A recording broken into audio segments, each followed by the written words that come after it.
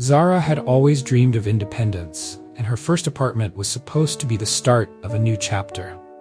It was a small but charming unit in the heart of the city, located in a historic building with ornate architecture. The landlord, Mr. Feldman, had assured her it was safe, though the old creaking floors might take some getting used to.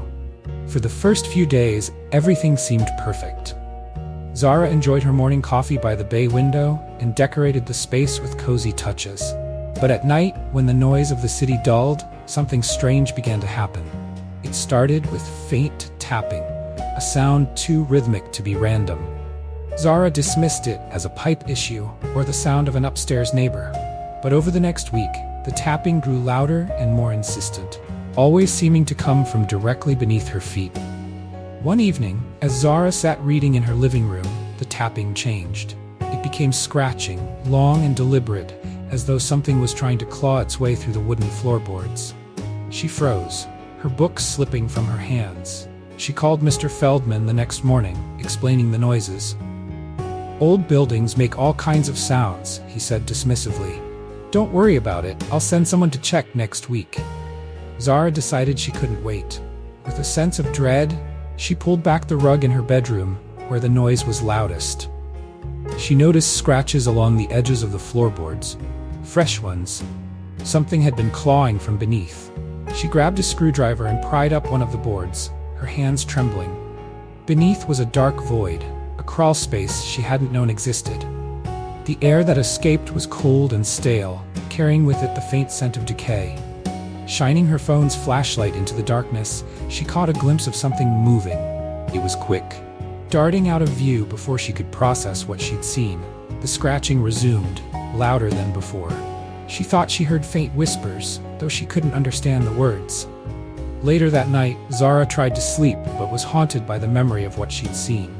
She couldn't shake the feeling that she wasn't alone. The scratching grew louder, accompanied by a low, guttural growl.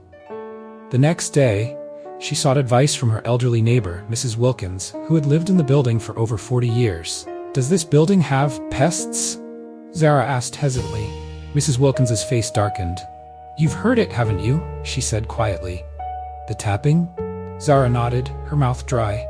"Don't open the floorboards," Mrs. Wilkins warned.